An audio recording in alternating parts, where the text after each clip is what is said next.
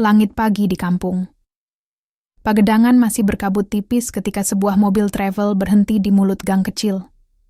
Dari dalam, seorang perempuan turun dengan langkah hati-hati. Gamis abu-abu yang membungkus tubuhnya menjuntai ke tanah dan cadar hitam menutupi sebagian besar wajahnya, menyisakan hanya sepasang mata coklat gelap yang menyiratkan lelah yang dalam, lelah yang bukan hanya karena perjalanan. Naila menatap jalan setapak menuju rumah masa kecilnya. Jalan itu masih sama, berdebu, penuh batu kecil, dan dikelilingi semak liar yang merambat ke dinding rumah warga. Tapi justru di jalan inilah dulu ia biasa berlari-lari kecil, pulang dari madrasah, sambil membawa kitab Iqra dan bungkusan nasi. Dari Bu Guru Maryam kini, ia kembali. Bukan sebagai anak kecil yang polos, tapi sebagai perempuan yang menyimpan luka dan rahasia, lebih banyak daripada yang bisa diucapkan dalam doa. Koper kecilnya berdecit pelan saat ditarik menyusuri jalan. Langkah Naila berat, bukan karena koper, melainkan karena beban rasa bersalah yang tak pernah benar-benar pergi dari punggungnya. Dari kejauhan, terdengar suara batuk khas, batuk berat dan dalam yang sudah ia kenal sejak dulu. Naila, suara serak itu terdengar. Lagi, seperti denting waktu yang berhenti sesaat. Seorang nenek renta berdiri di depan rumah berdinding papan dan tembok setengah jadi. Rambutnya yang memutih digelung sederhana, kain batik disampirkan di bahu, dan matanya, yang sudah mulai keruh, memancarkan cahaya hangat begitu melihat sosok cucunya. "Nenek," bisik Naila, suaranya tercekat. Mereka berlari pelan, lalu saling berpelukan erat. Dada Naila nyaris pecah saat memeluk tubuh yang dulu mengayunnya di ayunan bambu belakang rumah. Nenek adalah satu-satunya orang yang selalu percaya padanya, meski Naila tahu ia sudah tak layak dipercaya. "Kenapa kurus banget kamu, Nak? Di sana makan nggak teratur ya?" tanya sang nenek sambil menyentuh pipi Naila yang makin tirus. Naila tersenyum. "Naila sehat, Nek. Cuma sering lembur aja." "Kamu kerja keras banget ya di kota." "Sudahlah, kamu istirahat dulu. Di sini ada nenek. Rumah ini rindu kamu." Siang itu, rumah kecil di ujung kampung mendadak ramai. Ibu-ibu tetangga berdatangan. Beberapa membawa kue nastar, ada yang bawa ketupat mentah, bahkan ada yang sengaja datang hanya untuk melihat Naila. Subhanallah, Naila sekarang makin solehah aja, pakai cadar Masya Allah. Dengar-dengar, tahun ini mau kurban 2 ekor sapi ya, Nay? Ya Allah, luar biasa. Naila hanya tertawa kecil dan menunduk. Ia tak tahu harus berkata apa. Semua pujian itu seperti duri halus yang menusuk pelan-pelan ke dadanya. Mereka menyangka dirinya suci. Tapi Naila tahu, ia berdiri di tengah pujian dengan kaki yang tercelup lumpur hitam. Sore hari menjelang maghrib, Naila duduk di halaman belakang, memandangi kebun kecil yang dulu ditanami cabai dan tomat oleh almarhum ayahnya. Kini hanya rumput liar dan sisa batang kering. Di sampingnya, sang nenek duduk dengan termos teh hangat dan bantal kecil di punggungnya. "Kamu capek, Nak? Mau dipijat sama nenek?" tawar sang nenek. Naila tersenyum lembut. "Nggak usah, Nek. Duduk di sini aja udah bikin Naila tenang." "Alhamdulillah," gumam sang nenek, menatap langit. "Besok pagi kita ke lapangan buat salat Id. Ya? Kamu nanti bantu jagain daging kurban. Sapi yang kamu beli udah diantarin ke masjid tadi pagi." Naila mengangguk. Dalam hatinya ada gelombang yang sulit dijelaskan, antara bahagia bisa memberi dan hancur karena tahu dari mana uang itu berasal. Nenek menatap cucunya dengan tatapan sayu, lalu berkata, pelan, "Naila, nenek nggak pernah minta banyak. Kamu boleh jadi siapapun, kerja apapun, tapi jangan pernah jauh dari Allah. Dunia ini cuma tempat numpang lewat. Yang penting, jangan lupa pulang." Naila tercekat. Kata-kata neneknya seolah menelanjangi hatinya. Sejenak ia ingin berteriak, ingin mengaku semuanya, ingin berkata, "Naila bukan siapa yang kalian kira. Naila rusak, Nek," tapi lidahnya keluh. Ia hanya menatap mata sang nenek dan mengangguk perlahan, lalu menunduk. Air matanya jatuh ke tanah. Malamnya, di kamar kecil berkasur tipis dan lemari reyot, Naila bersujud. Salat malam yang dulu terasa seperti beban kini berubah menjadi satu-satunya tempat ia bisa bicara jujur tanpa dihukum. Di antara bisikan doa dan isakan yang tertahan, Naila hanya meminta satu hal. Ya Allah, izinkan aku merasakan kembali menjadi manusia yang layak disayangi.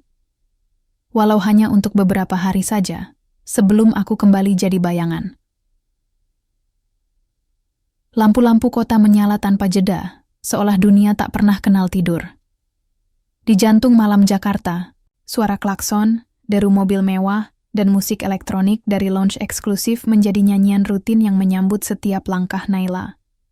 Gedung pencakar langit memantulkan cahaya seperti istana kaca, tapi di dalamnya ratusan jiwa kosong berjalan dengan nama palsu dan senyum yang dijual mahal. Naila mengenakan gaun hitam berbelahan tinggi malam itu. Rambut panjangnya dicatok sempurna, bibirnya merah menyala, dan aroma parfum mahal melekat di kulitnya. Di tempat ini, ia bukan Naila dari kampung Pagedangan. Di sini, ia adalah Lia, nama yang disematkan padanya oleh mami tempat ia bekerja. Meja, 7 Lia. Orang baru. Tapi duitnya tebal. Senyum yang manis ya, jangan kaku, kata mami sambil menepuk pantatnya pelan. Lia hanya mengangguk. Ia berjalan dengan anggun menuju meja yang dimaksud, membawa sebotol wine dan senyuman yang ia bentuk dari serpihan hidup yang harus ia sembunyikan. Lelaki di meja itu mengenakan jas biru tua. Wajahnya lelah, tapi matanya menyapu Lia dengan antusias.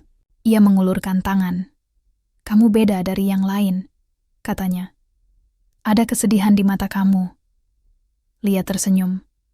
Mungkin kamu terlalu banyak minum, Pak. Setiap malam, Lia harus menjadi apapun yang klien inginkan.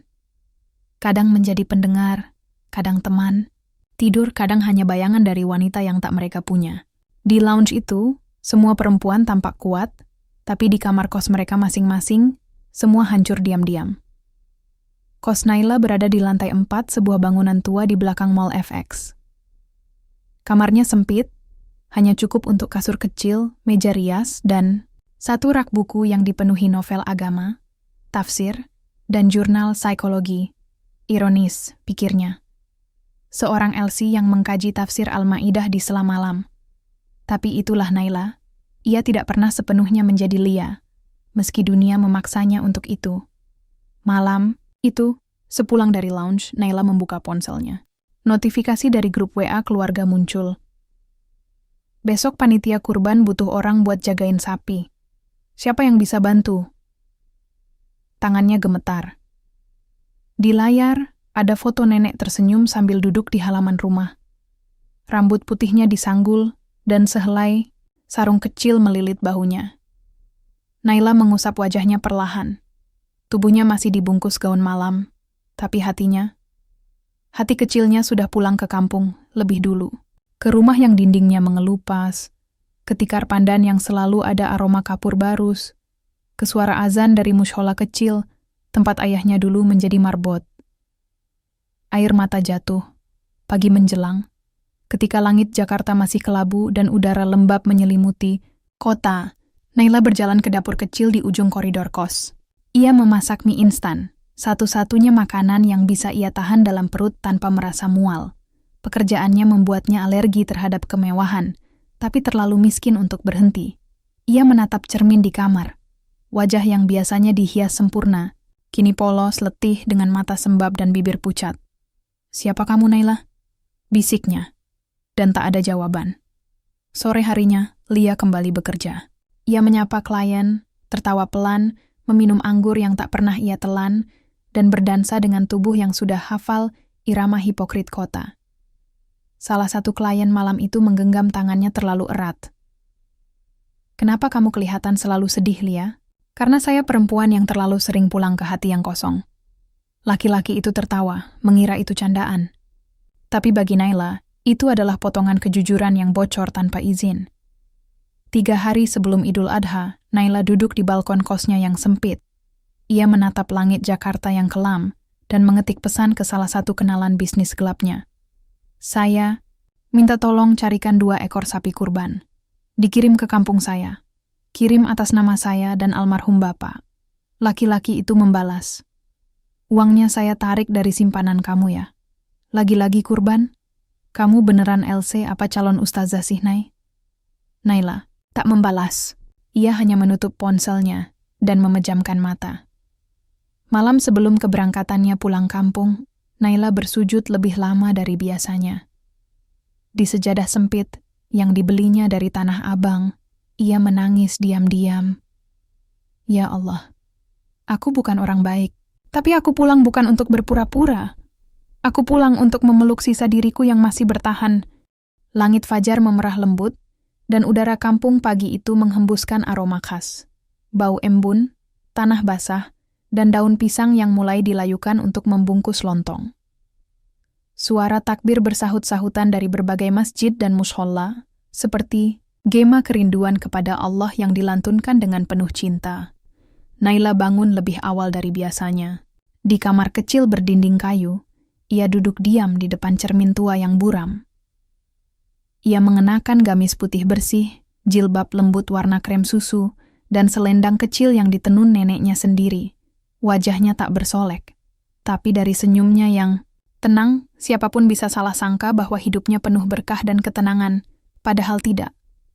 Pagi itu, sebelum semua orang di rumah bangun, Naila sempat bersujud diam-diam. Ia tidak banyak meminta. Hanya satu. Semoga tidak ada yang tahu siapa aku sebenarnya. Halaman rumah sudah ramai. Para tetangga datang, bersalaman, bersenda gurau. Beberapa anak-anak berlarian dengan baju baru yang belum sempat disetrika. Pagi itu adalah hari di mana semua orang ingin terlihat utuh, meski banyak di antaranya juga menyimpan retakan. Naila, ikut Iyed di lapangan ya? Tanya paman tertuanya. Pak Hasan. Insya Allah, Pak. Jawab Naila sambil menunduk sopan. Masya Allah, ponakan kita ini makin ayu ya. Ibunya pasti bangga lihat kamu dari alam sana. Tambah bibi Laila.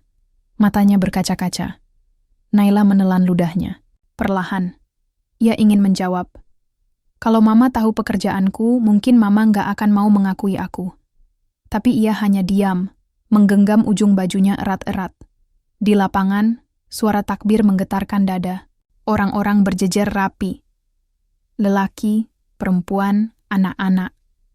Beberapa menangis pelan ketika khutbah dibacakan tentang Nabi Ibrahim, tentang Ismail, tentang keikhlasan yang sampai menusuk tulang. Naila berdiri di barisan perempuan di samping neneknya. Kadang, kita nggak perlu jadi sempurna buat bisa dekat sama Allah, bisik sang nenek saat khutbah selesai. Yang penting hatimu nggak pernah berhenti mengetuk. Naila menahan tangis. Setelah salat, panitia kurban mulai sibuk. 2 ekor sapi besar diikat di samping masjid. Di kalung sapi itu tertulis, atas nama Naila binti Mukhtar and Alm. Mukhtar. Beberapa orang menoleh ke arah Naila. Masya Allah. Naila berkurban 2 sapi tahun ini. Gaji kantoran tapi bisa lebih dari orang-orang kota. Luar biasa, bisik ibu-ibu. Rezekinya luas. Lihat tuh, wajahnya teduh. Hidupnya pasti berkah, sahut yang lain. Naila menunduk. Setiap pujian seperti cambuk yang menghantam.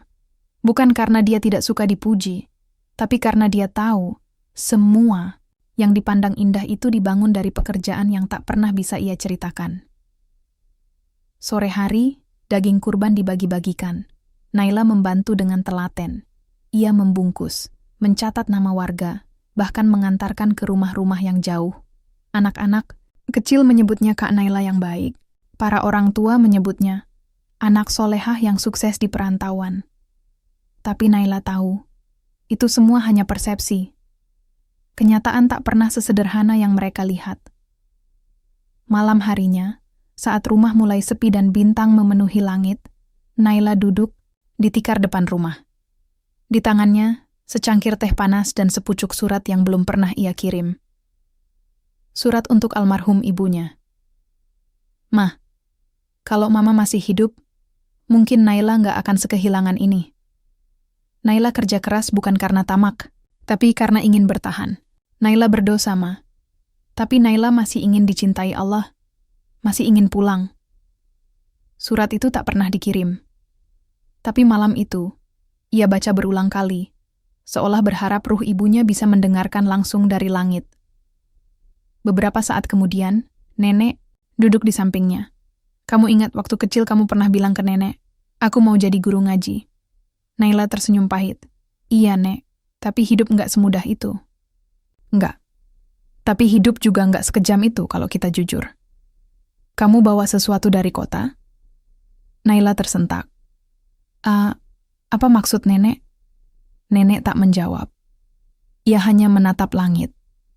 Kadang, kebaikan yang terlalu besar dari seseorang justru bikin kita bertanya, dia sedang menebus apa? Naila menahan napas. Ia ingin bertanya, apakah nenek tahu? Tapi ia tak sanggup. Malam di kampung adalah malam yang bisa membuat orang merasa sangat tenang atau sangat sepi. Bagi Naila, malam ini terasa seperti jurang hening yang siap menelannya, utuh. Tak ada bising kota, tak ada dentuman musik bar lounge, tak ada lampu kelap-kelip yang memabukkan. Hanya suara jangkrik dan desir angin menabrak pohon bambu di belakang rumah. Ia merebahkan tubuhnya di tikar, menatap langit-langit kayu yang mulai lapuk. Sinar bulan menyelinap dari sela dinding papan, membuat bayangan lembut di lantai. Tapi, hatinya tak setenang malam itu. Perkataan neneknya siang tadi masih terngiang dalam benaknya. Kebaikan yang terlalu besar dari seseorang justru bikin kita bertanya, dia sedang menebus apa? Naila menggigit bibirnya. Ia tahu, itu bukan ucapan sembarangan. Neneknya bukan orang bodoh. Dari dulu, wanita tua itu punya mata yang tajam dan hati yang dalam. Bahkan sejak Naila pulang 2 tahun lalu dan langsung membawa 1 ekor sapi untuk kurban, neneknya tidak pernah bertanya, dari mana uang itu? Tapi pandangannya selalu dalam. Selalu membuat Naila merasa seperti telanjang. Waktu terasa mundur. 7 tahun lalu. Naila masih Naila yang polos. Rambutnya panjang dikuncir 2. Ia rajin ikut pengajian remaja setiap malam Sabtu. Ia sering duduk di teras masjid, mengajari anak-anak kecil menghafal surat pendek. Ya ayyuhallazina amanu. Ucapnya perlahan. Kutiba alaikumus syam. Sahut anak-anak kecil itu menirukan, dengan lidah cadel dan semangat polos. Ibunya suka melihat Naila dari kejauhan. Sambil membawa teh hangat, ia sering berkata, kamu itu penerang, nak. Kalau kamu mati nanti, Mama mau lihat kamu diterima Allah dengan bangga. Kalimat itu seperti ukiran yang terpatri di hati Naila. Tapi hidup bisa membelokkan arah siapapun, bahkan yang paling lurus sekalipun. Setelah ibunya meninggal, rumah mereka berubah sunyi. Ayahnya jatuh sakit dan uang perlahan mengering. Naila mencoba jadi guru les kecil-kecilan, jualan kue, bahkan sempat ikut MLM. Tapi semuanya tak cukup. Rumah mulai bocor, adik sepupunya butuh uang masuk sekolah, dan nenek makin sering sakit pinggang. Lalu datanglah tawaran itu, dari seseorang yang tak pernah ia duga. Putri, teman SMA-nya yang dulu pendiam, kini mendadak tampil di Instagram dengan kulit putih, tas branded, dan foto-foto di rooftop bar hotel mewah. Kalau kamu mau kerja ke Jakarta, aku bisa bantu. Enggak. Susah kok. Klien VIP tempat aman bersih. Aku. Kerja apa? Tanya Naila waktu itu. Jadi LC. Tapi jangan bayangin yang aneh-aneh dulu. Kamu cuma temenin ngobrol, karaoke, minum. Enggak dipaksa apa-apa kok. Kamu pilih sendiri. Tapi duitnya. Serius, Nay. Sekali malam bisa buat kamu makan 2 minggu. Naila diam. Ia tahu itu bukan dunia yang ia pahami. Tapi waktu itu, hidup tak memberinya banyak pilihan. Dan dari 1 langkah kecil itu, Naila pun jatuh. Jakarta. Di kota itu, Naila tidak lagi menjadi Naila. Ia jadi Lia. Dengan wig rambut pendek, riasan tebal, dan parfum mahal. Ia belajar tersenyum walau hatinya retak. Belajar bicara lembut walau jiwanya menjerit. Belajar menerima uang dari tangan pria asing yang menyentuh pergelangan tangannya lebih lama dari seharusnya. Awal-awal ia menangis setiap pulang kerja. Di kamar kos yang kecil dan sempit, ia memandangi foto ibunya yang selalu ia bawa di dompet. Ia minta maaf, berkali-kali. Tapi setelah beberapa bulan, ia berhenti menangis. Tidak karena ia kuat, tapi karena air matanya sudah habis, kembali ke kampung. Saat ini, duduk di kamarnya yang berbau kayu dan sabut kelapa, Naila merasa seperti dua orang yang berbeda. Naila yang dahulu dan Lia yang sekarang. Tapi ironisnya, disinilah ia merasa lebih terancam. Di kota, semua orang tahu siapa dirinya, dan tidak ada yang peduli. Di sini, semua orang tak tahu siapa dirinya, dan mereka semua mencintainya. Dan cinta itu menyesakkan. Ia bangun dari tidurnya, membuka jendela lebar-lebar. Dari kejauhan, lampu-lampu kampung tampak seperti bintang kecil. Masjid berdiri megah meski tua. Tempat itu dulu adalah rumah hatinya. Tempat ia pernah bercita-cita jadi guru ngaji. Mengajar anak-anak huruf hijaiyah. Membantu orang tua membaca kembali ayat yang sudah mereka lupakan. Ia menutup mata, lalu berbisik, "Ya Allah, masih bisakah aku kembali ke titik itu?" Tapi tak ada jawaban.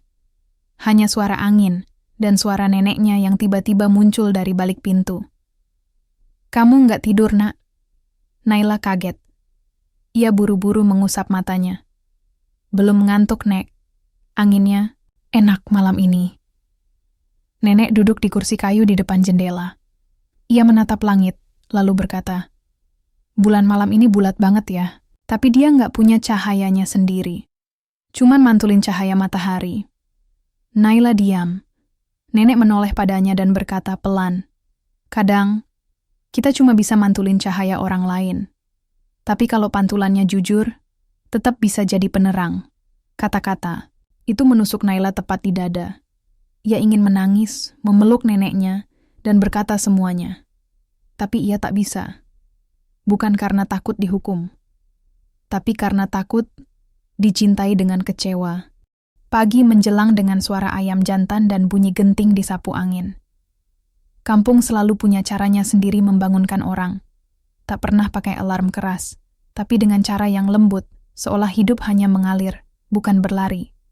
Naila sudah duduk di dapur sejak subuh, membantu nenek meracik bumbu untuk makan siang. Tangannya sibuk, tapi pikirannya berkelana. Terlebih setelah ia membuka ponselnya dan menemukan satu pesan dari Mami Rina. "Lia, klien kemarin cari kamu terus. Katanya urgent. Private party, di Hotel C, bayarannya double. Nggak ada yang bisa gantiin kamu. Aku tunggu kabar ya." Tangannya langsung gemetar. Pesan itu seperti suara dari dunia lain. Dunia yang sudah coba ia tinggalkan, meski belum benar-benar berhasil. Dunia dengan cahaya gemerlap, parfum mahal, dan wajah-wajah palsu. Tapi dalam pesona itu ada satu hal yang nyata, uang. Uang yang bisa menyelamatkan banyak hal. Termasuk operasi katarak nenek yang belum juga ia bicarakan. Hari itu ia mencoba menepis semuanya. Ia ikut nenek ke sawah, duduk di pematang sambil membawa bekal. Tapi pikirannya tak tenang. Pesan itu seperti duri di dalam daging. Sore harinya, saat hendak mengambil air wudhu di surau kecil, Naila tanpa sengaja bertemu Arfan, laki-laki yang dulu sempat jadi teman dekatnya semasa SMA. Lelaki yang dulu pernah bilang ingin menikahinya setelah kuliah, kini Arfan sudah jadi guru ngaji dan merangkap pengurus masjid. Wajahnya lebih dewasa, janggutnya tipis, tapi senyumnya masih hangat seperti dulu. "Naila?" Sapanya sopan. Naila tersenyum canggung. "Iya, kamu Arfan kan?" "Iya." "Astagfirullah, kamu makin kelihatan dewasa sekarang. Nenek sehat?" "Alhamdulillah." Arfan menunduk. Lalu, seperti ingin berkata lebih, tapi ditahannya. Sampai akhirnya ia berkata pelan. "Dulu, aku sempat nyari kamu ke rumah. Tahu nggak? Setelah kamu nggak lanjut kuliah. Tapi nggak pernah ketemu." Naila menatap tanah. Tidak tahu harus menjawab apa. Dulu, sebelum ia jadi Lia, hatinya pernah berdebar tiap kali Arfan menyebut namanya. Tapi kini, rasanya seperti mimpi yang tak layak dikenang. Arfan melanjutkan, "Sekarang kamu di kampung lagi ya? Sudah nggak kerja di luar kota?" Pertanyaan itu terdengar sederhana, tapi Naila merasa seperti ditampar. Ia mengangguk cepat, mencoba, tersenyum, lalu berpamitan. Malamnya, Naila duduk di dalam kamar dengan ponsel di tangan. Pesan dari Mami Rina masih belum ia balas. Ia tahu dunia itu menunggunya. Klien-klien eksklusif, pesta rahasia, hotel mewah, tawaran uang tunai, dan kali ini, bayarannya dobel. Nenek tiba-tiba mengetuk pintu. Naila, besok kita ke rumah Pak Haji, ya? Mau bahas soal hewan kurban. Kenapa Naila ikut? Soalnya tahun ini kurban atas nama kamu. Pak Haji tanya, apa? Kamu mau sapi yang biasa atau yang gemukan dikit, yang harga 11 juta? Naila terdiam.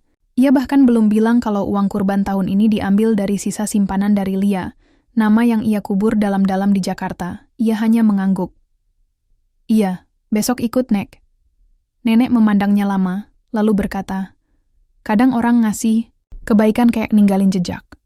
Tapi jejak itu bukan buat ditutupin, buat diingat, supaya kita tahu arah pulang.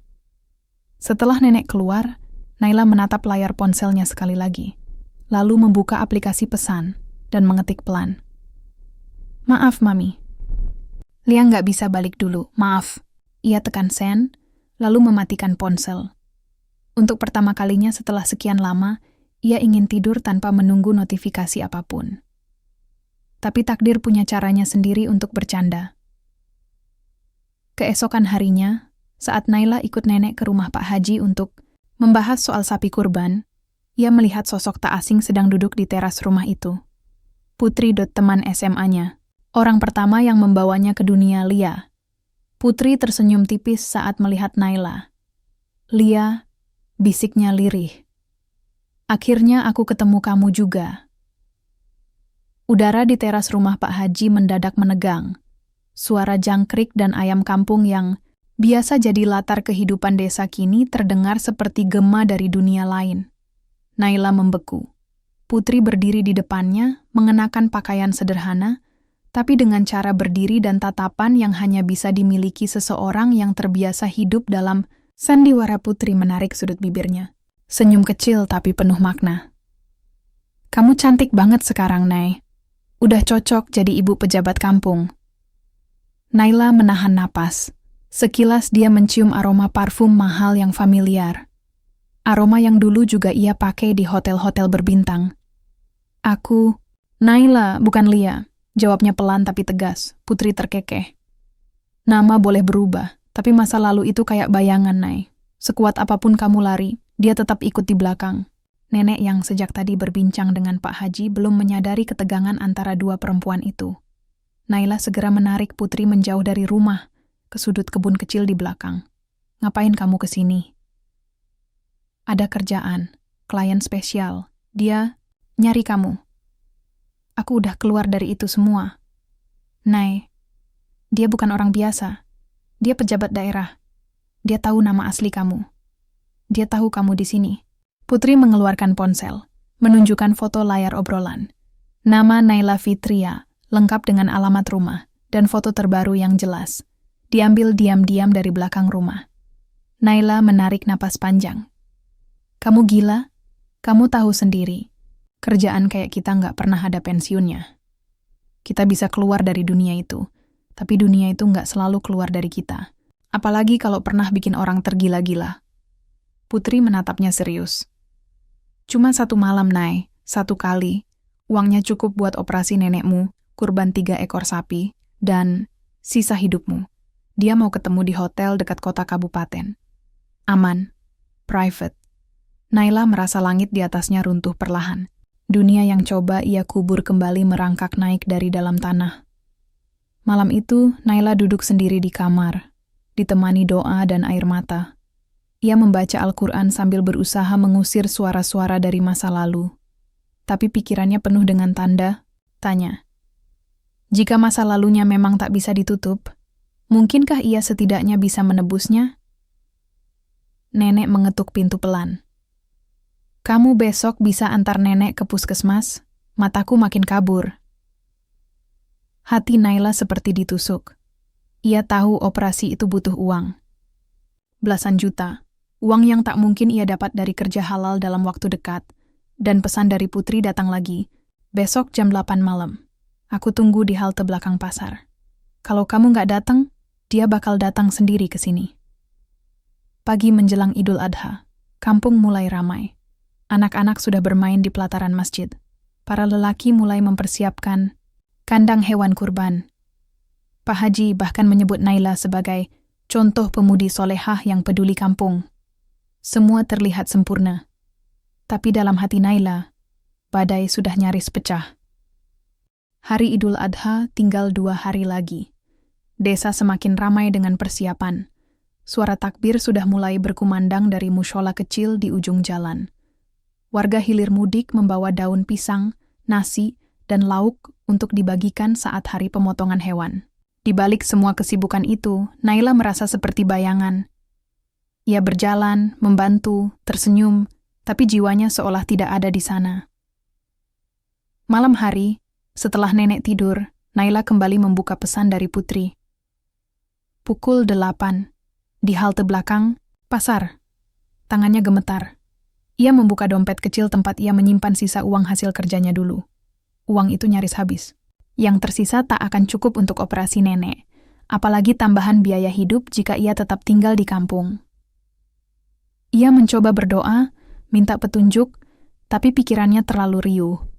Antara rasa bersalah, beban tanggung jawab, dan ancaman yang perlahan menjadi nyata. Di luar kamar, nenek tiba-tiba batuk keras. Naila segera keluar dan melihat neneknya berdiri sambil memegang dinding, matanya memerah. Nek, kenapa? Mataku makin kabur, nak. Tadi sempat jatuh pas ke kamar mandi. Air mata Naila menetes. Ia peluk neneknya, mencoba menyembunyikan rasa takutnya. Besok kita ke dokter ya. Uangnya cukup, nak? Insya Allah, Naila usahakan. Pukul 7 malam, Naila berdiri di depan cermin. Ia memegang pakaian lamanya, gaun hitam yang dulu biasa ia kenakan saat melayani tamu elit. Ia hanya menatapnya, lalu memeluknya seperti sedang mengucap selamat tinggal. Setelah itu ia memilih gamis coklat yang sederhana dan mengenakan kerudung gelap. Ia keluar rumah diam-diam, berjalan kaki ke arah halte belakang pasar. Jalanan sepi. Hanya ada suara jangkrik dan lampu jalan yang temaram. Saat sampai di halte, Putri sudah menunggu, duduk dengan rok mini dan makeup mencolok. Di sebelahnya, mobil hitam mewah dengan pelat khusus sudah menunggu, mesinnya menyala. Kamu datang juga, ujar Putri tanpa senyum. Aku mau ketemu dia, tapi hanya untuk bicara. Kamu yakin? Yakin. Putri membuka pintu belakang. Dari dalam mobil, seorang pria paruh baya dengan jas rapi dan jam tangan mencolok melirik ke arah Naila dan tersenyum licik. Akhirnya, kita bertemu lagi, Naila. Naila menunduk. Ia naik ke mobil. Putri ikut duduk di depan. Mobil melaju ke hotel di kota kabupaten. Selama perjalanan, pria itu terus memandangi Naila lewat kaca spion. Kamu tahu, aku bisa bantu kamu dan keluargamu hidup enak. Kamu tinggal 1 malam saja. Setelah itu, kamu bisa bebas dari semuanya. Naila menatap pria itu dalam-dalam. Apa kamu bisa bantu orang buta melihat lagi? Pria itu tertawa kecil. Dengan uang? Bisa. Kalau begitu, aku mau minta 1 hal sebelum kita masuk ke hotel. Apa? Turun di Masjid Raya Kota. Aku mau salat dulu. Mereka berhenti. Naila turun dan berjalan ke masjid. Tapi ia tidak masuk. Ia berlari. Menyusuri gang-gang kecil, melepas kerudung, membungkus wajahnya dengan masker. Lalu naik ojek ke arah terminal. Tangannya gemetar saat membeli tiket pulang. Ia meninggalkan semuanya malam itu, termasuk klien itu, termasuk Putri, termasuk dunia yang memanggilnya kembali. Pagi hari, saat nenek bangun, Naila sudah ada di dapur, menyiapkan teh, manis dan bubur kacang hijau. Kamu kemarin kemana, Nek? Cari jawaban, Nek. Dan kamu temukan? Naila tersenyum. Insya Allah Naila tahu harus kemana sekarang. Tak lama, suara ketukan terdengar di depan rumah. Arfan datang sambil membawa kantong plastik. Assalamualaikum. Ini buat sarapan dari ibu saya. Nenek mempersilakan masuk. Tapi Arfan hanya berdiri di depan. Ia menatap Naila sebentar, lalu berkata pelan, "Besok, saya yang antar nenek ke rumah sakit. Saya udah daftarin, dan ada bantuan dari yayasan tempat saya ngajar. Biaya operasi bisa ditanggung penuh." Naila membeku. "Kenapa? Kamu bantu, Van?" Arfan tersenyum. "Karena kebaikan kamu sudah lebih dari cukup menebus masa lalu." Suara azan maghrib baru saja usai, meninggalkan jejak ketenangan yang samar di langit senja. Naila masih duduk di beranda rumah kayu tua itu, memandangi langit yang perlahan berubah ungu. Di sampingnya, secangkir teh manis mulai mendingin, tak tersentuh. Sesekali, ia menatap ke dalam rumah, memastikan neneknya tidur pulas setelah minum obat.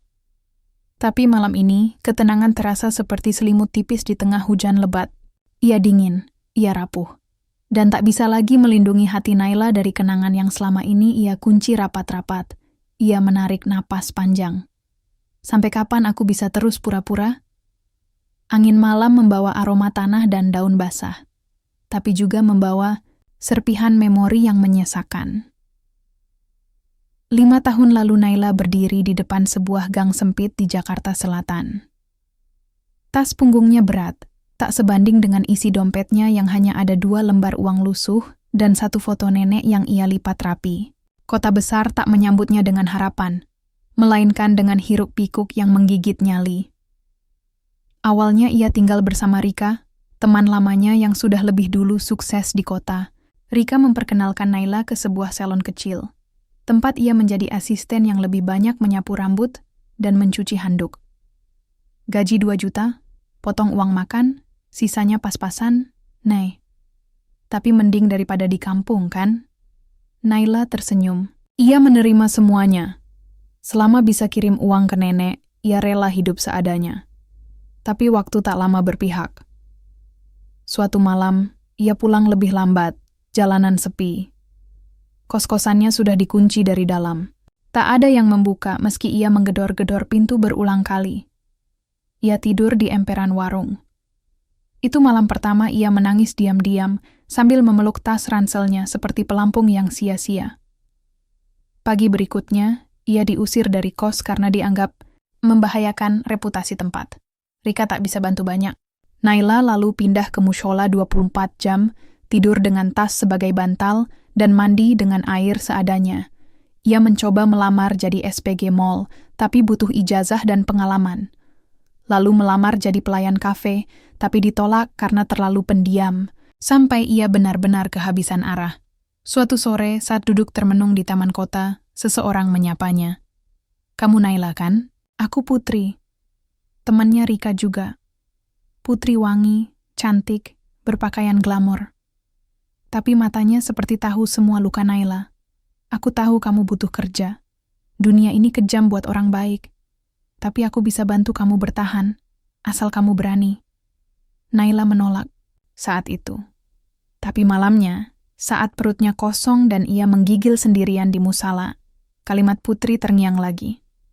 Orang-orang suci juga bisa berdosa, tapi dosa yang membuatmu bertahan kadang lebih jujur dari doa yang tak kau yakini.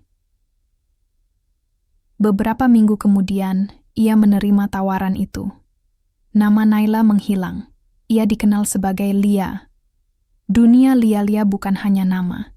Ia adalah topeng. Ia senyum yang selalu manis, parfum mahal, lipstik merah darah, dan gaun elegan yang membuat pria-pria lupa usia. Tapi di balik itu, ia hanya anak desa yang kesepian. Di balik kaca rias kamar hotel, ia sering menangis diam-diam, menghapus air mata sebelum klien masuk.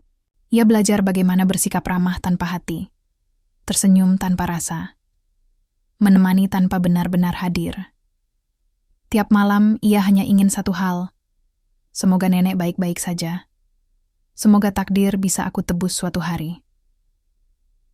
Kembali ke malam ini, di kamar kecilnya di desa, Naila mengambil secarik kertas.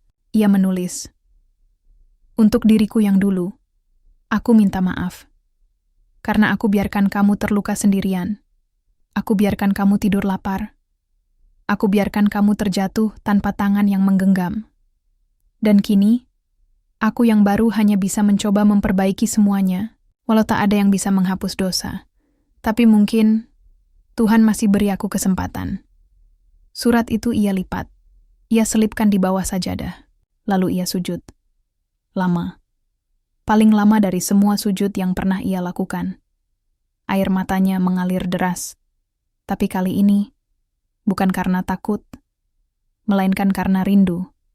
Rindu pada dirinya yang dulu. Rindu pada hidup yang sederhana tapi jujur. Rindu pada lusinan yang lama ia abaikan. Dan untuk pertama kalinya dalam 5 tahun, Naila merasa seperti manusia. Takbir menggema dari pengeras suara masjid desa, menggulung malam dengan gema yang sakral. Lampu-lampu di sepanjang jalan desa menyala terang. Anak-anak berlarian sambil membawa obor, tertawa riang, tak paham bahwa dunia orang dewasa tak selalu secerah langit malam ini. Di dalam rumah, Naila berdiri di depan cermin. Ia mengenakan gamis putih polos. Wajahnya bersih, tanpa riasan. Hanya sedikit bedak dan lip balm. Kerudungnya menjuntai lembut. Tapi di matanya ada sesuatu yang baru malam itu. Ketegangan yang tak bisa disembunyikan. Ia baru saja menerima kabar dari Putri. Besok aku ke rumahmu. Aku di kota sebelah, sama tamu penting. Kita perlu bicara. Putri tak pernah bicara tanpa maksud. Kalimat itu cukup membuat tangan Naila gemetar saat menuang teh untuk nenek. Di luar, warga sibuk mempersiapkan takbiran keliling dan penyembelihan esok hari. Panitia masjid sudah mencatat bahwa Naila kembali berkurban 2 ekor kambing, sama seperti tahun-tahun sebelumnya. Orang-orang menyebutnya sebagai wanita muda yang dermawan dan salehah, meski hidup di kota besar. Neneknya bangga bukan main. Orang-orang di kampung ini selalu menyebut kamu sebagai teladan. Kamu nggak cuma bantu masjid, tapi juga anak yatim. Kakekmu pasti bangga di alam sana, nak. Naila hanya tersenyum dan mencium tangan neneknya. Tapi hatinya terasa berat. Seakan setiap pujian adalah beban yang ia harus pikul sambil terus pura-pura tak roboh. Malam itu, ia pergi ke masjid untuk mengikuti takbiran. Arfan datang bersama adik-adiknya dan sempat mengangguk sopan saat melihat Naila membantu panitia wanita membagikan konsumsi. Arfan selalu hadir dengan caranya yang tenang. Ia tak banyak bicara, tapi tatapannya seperti tahu. Tak pernah menuntut penjelasan, tapi tak juga buta akan tanda-tanda. Ketika Naila meletakkan nampan kue di meja, Arfan menghampirinya dengan hati-hati. Besok setelah sholat Id, aku ingin bicara 4 mata. Naila hanya menunduk. Kalau kamu berkenan, Arfan tak memaksa. Ia tahu, Naila menyimpan banyak hal yang tak mudah untuk dibuka. Pukul 2 dini hari, masjid sepi. Takbir masih berkumandang di kejauhan, tapi hanya sedikit orang yang masih terjaga. Naila duduk sendirian di beranda rumah, menatap langit yang penuh bintang. Dan saat itulah motor berhenti di depan rumah. Putri turun dengan sepatu hak tinggi dan parfum mahal yang menusuk hidung. Ia tampak berbeda dari semua yang ada di desa ini. Seperti dunia kota yang nyasar ke dunia yang terlalu polos. Aku nggak bisa lama. Putri langsung bicara cepat, sambil duduk tanpa undangan. Kamu harus tahu, ada wartawan investigasi yang lagi cari info tentang jaringan LC untuk pejabat. Namamu sempat disebut. Kita nggak tahu seberapa jauh mereka cari. Naila membeku. Aku udah bersih dari itu, Put. Aku nggak ikut lagi. Putri menatap Naila tajam. Tapi masa lalu nggak peduli kamu ikut lagi atau nggak. Yang penting jejakmu masih ada. Kamu terlalu bersinar di kampung ini, Nay. Itu bahaya. Wartawan bisa datang ke sini, pura-pura jadi relawan masjid atau apalah. Dan semua yang kamu sembunyikan bisa terbongkar. Suara jangkrik menggema. Hati Naila seakan berhenti berdetak. Aku nggak pernah pakai narkoba. Aku nggak pernah jual diri. Aku cuman... Kita semua bilang cuma, Nay. Tapi dunia luar nggak peduli. Begitu satu foto kamu ketemu tamu bocor, selesai sudah. Putri berdiri. Kabur kemanapun nggak akan bantu. Kamu harus siap. Kamu dan dunia kampung ini nggak akan selamanya bisa hidup berdampingan. Cepat atau lambat akan pecah. Motor Putri kembali menghilang di jalan berbatu, dan Naila hanya bisa duduk. Tubuhnya gemetar, matanya berkaca-kaca. Ia ingin teriak. Tapi udara terlalu sesak oleh rasa takut. Esok paginya, ketika sinar matahari menembus jendela, dan suara takbir menggema lebih lantang dari sebelumnya, Naila berdiri bersama warga lainnya di lapangan masjid. Ia mengenakan mukena putih bersih. Di sampingnya, Arfan berdiri beberapa syaf di belakang. Tapi dalam hati Naila, ada badai yang tak bisa dilawan dengan doa. Ia tahu, waktu yang ia takutkan itu sudah sangat dekat. Ia tahu, kebenaran sebentar lagi akan datang, mungkin sebagai fitnah, mungkin sebagai pengakuan. Dan ketika semua itu terjadi, siapkah ia kehilangan cinta dari orang-orang yang paling ia jaga? Langit pagi itu cerah. Matahari belum terlalu tinggi saat gema takbir terus bergulung dari pengeras suara masjid. Warga berbondong-bondong ke lapangan. Baju koko putih, mukena bersih, aroma minyak wangi yang menyatu dengan bau rumput basah, semuanya seakan sempurna. Terlalu sempurna hingga semesta seolah bersiap mengoyaknya. Naila berdiri di antara ibu-ibu dan anak-anak. Mukenanya putih, wajahnya teduh. Tapi di dalam dada, jantungnya berdetak tak beraturan. Ia tahu hari ini tidak akan berjalan biasa. Usai sholat Id, acara penyembelihan dimulai. Panitia menyebut nama para donatur. Tepuk tangan terdengar ketika nama Naila disebut. 2 ekor kambing dari Ibu Naila, warga RT 02 yang sedang bekerja di Jakarta. Semoga amal beliau diterima Allah. Nenek Naila tersenyum bangga, mengangguk-angguk saat beberapa tetangga memujinya. Arfan berdiri tak jauh, memandang Naila dengan sorot mata yang sulit dibaca. Ia ingin bicara, tapi Naila justru menghindar. Saat panitia sibuk menyiapkan kambing kedua, suara motor besar terdengar menghentak. Debu beterbangan. 2 pria turun dari motor, diikuti seorang wanita muda yang tampak rapi, membawa tas kamera dan selempang pers. Permisi, kami dari media lokal. Kami sedang membuat liputan khusus soal fenomena ganda kehidupan wanita urban. Kami dapat informasi ada salah satu narasumber kami yang sedang berada di kampung ini. Naila Saputri, bisa kami wawancara sebentar? Semua orang langsung menoleh. Naila membeku. Maaf, maksudnya Naila Saputri siapa? Tanya Pak RW dengan ragu. Si wartawan membuka tablet. Ia menunjuk sebuah foto. Foto itu menampilkan Naila dengan gaun merah, berdiri di lobi hotel mewah, rambut disanggul rapi, dan senyum yang tak pernah Naila tunjukkan di kampung. Ini dia. Beliau dikenal sebagai LC untuk klien VVIP. Kami sudah konfirmasi dengan manajemen hotel dan satu narasumber dalam jaringan tersebut. Kami ingin dengar dari pihaknya langsung sebelum berita ini tayang minggu depan. Seketika, dunia runtuh. Nenek Naila terduduk. Para ibu menutup mulutnya. Beberapa anak kecil saling bertanya pelan, tak paham. Seseorang menjatuhkan botol air. Elsie, itu apa, Bu? Naila tak bisa bicara. Kakinya gemetar. Nafasnya tercekat. Di sekelilingnya semua mata berubah. Penuh tanya, penuh tuduhan, dan penuh luka yang tak terucap. Arfan melangkah maju, berdiri di antara Naila dan wartawan. Ini bukan tempat dan waktu yang pantas untuk membuka aib seseorang. Kami hanya ingin konfirmasi. Arfan menatap Naila. Dalam sorot matanya ada luka dan ada cinta, tapi juga kebingungan. Benarkah semua ini, Naila? Suara itu pelan, tapi seperti petir yang menyambar jantung Naila. Ia membuka mulut. Tapi tak ada suara keluar, akhirnya ia hanya mengangguk. Ya, itu aku. Suara Naila nyaris tak terdengar, tapi cukup untuk membuat seluruh lapangan sunyi. Neneknya menangis pelan. Tak teriak, tak marah. Hanya meneteskan air mata, sambil memeluk sajadah yang baru saja ia pakai sholat. Warga mulai berbisik.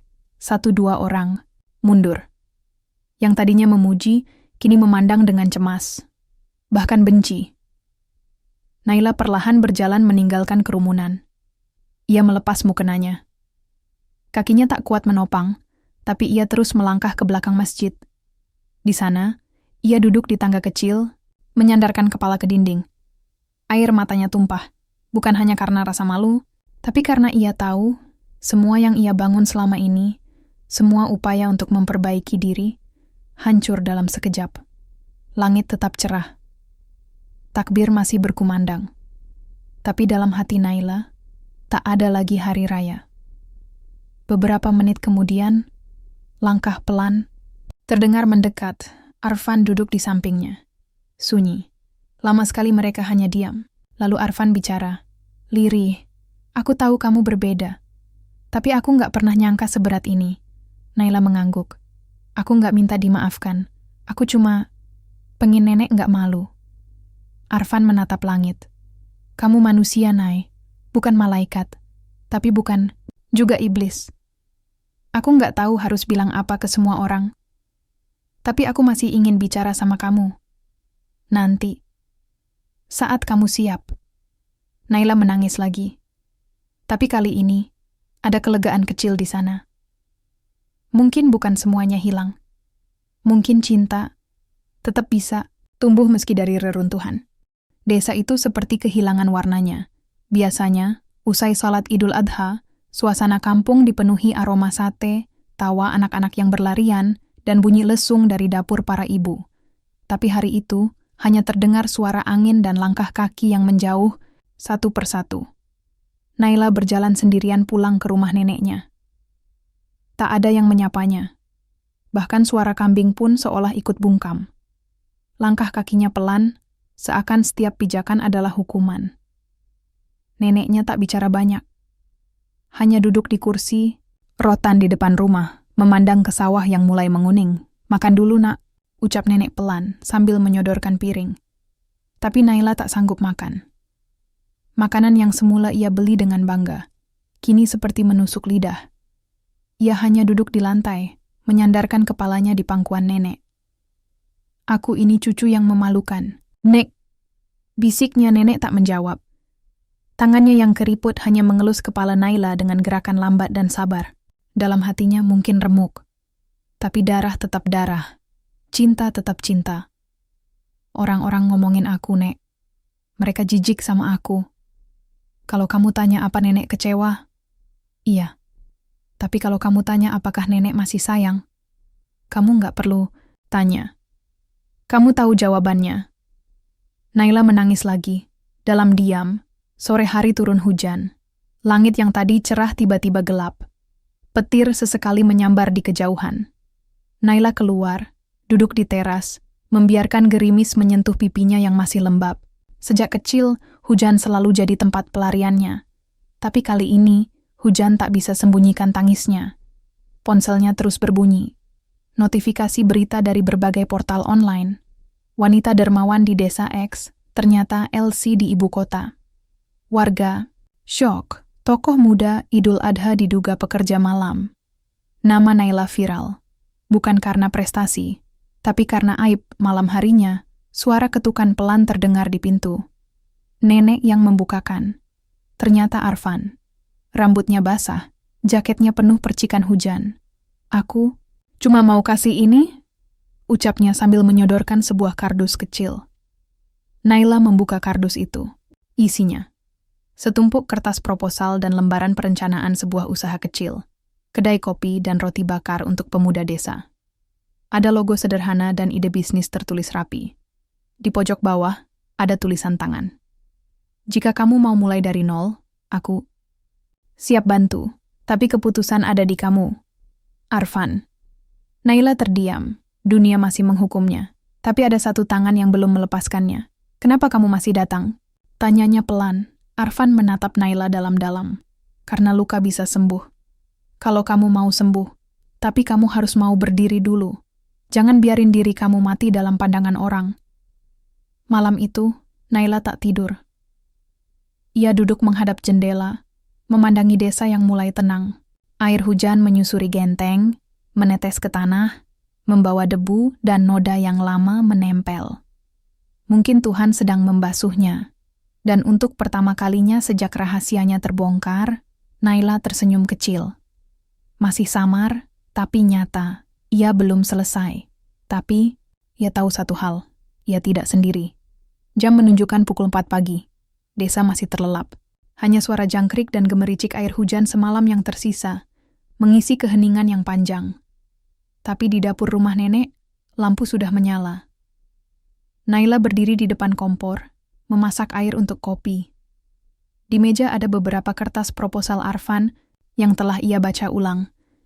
Ia menandai beberapa bagian, menulis ulang rencana dalam tulisannya sendiri, lebih rapi, lebih yakin. Wajahnya masih terlihat letih, tapi matanya tak lagi kosong. Hari ini, ia memilih untuk bangkit. Pagi mulai menyingsing. Kabut tipis menyelimuti sawah. Beberapa warga yang lewat depan rumah masih memandang Naila dengan tatapan penuh penilaian. Ada yang sinis, ada yang sekadar ingin tahu, ada juga yang mulai tak peduli. Tapi Naila membalas semuanya dengan senyum. Tak ada lagi mukena putih. Tak, ada pakaian cantik seperti biasanya. Naila mengenakan kaos lengan panjang dan celana training. Rambutnya diikat sederhana. Ia keluar rumah membawa satu keranjang besar. Tujuannya, warung Simbah Nur di ujung jalan desa. Pagi Simbah. Ucap Naila sopan Simbah Nur, yang semula memandang canggung, akhirnya membalas. Pagi, Le. Ada perlu apa? Aku mau belajar, bikin roti bakar dan gorengan. Mau bantu-bantu di sini juga. Kalau boleh, Simbah terdiam. Lama, tapi akhirnya mengangguk perlahan. Kalau kamu mau kerja bener, siapa aku nolak? Tapi siap-siap ya. Roti bakar, itu bikin lengket tangan. Beda sama dandan cantik di kota. Naila tertawa kecil. Aku nggak takut lengket, Simbah. Aku takut terus pura-pura.